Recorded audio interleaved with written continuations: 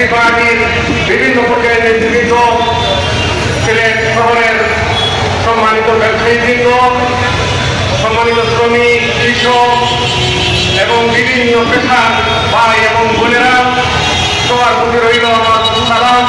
আসসালামু আলাইকুম ওয়া রাহমাতুল্লাহি ওয়া বারাকাতুহু। আপনারা আমাদের অতিথিবৃন্দের কাছ থেকে, বিশেষ করে আমাদের প্রধান অতিথির কাছ থেকে এবি পার্টি কি চায় এবং আগামী দিনে কোন বাংলাদেশ গড়ে তুলতে চায় সে সম্পর্কে আপনারা মোটামুটি ধারণা পেয়ে গেছেন। সম্মানিত সিলেটবাসী, আমরা জাতি, ধর্ম, বর্ণ নির্বিশেষে বাংলাদেশের প্রতিটি মানুষের মৌলিক ও নাগরিক অধিকার প্রতিষ্ঠার মাধ্যমে বাংলাদেশকে একটি কল্যাণ দেশকে প্রতিষ্ঠা করার রাজনীতি নিয়ে কঠোরভাবে মানিয়ে দিচ্ছি।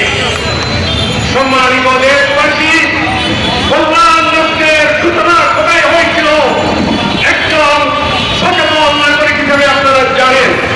কিন্তু আজকে আমরা যে মদিনায় কল্যাণ দেশের সূচনা হয়েছিল, সেই মদিনার কল্যাণ দেশকে আমরা অনুসরণ না করে আজকে আমরা পাশ্চাত্যের অনুসরণ করতে শুরু করেছি।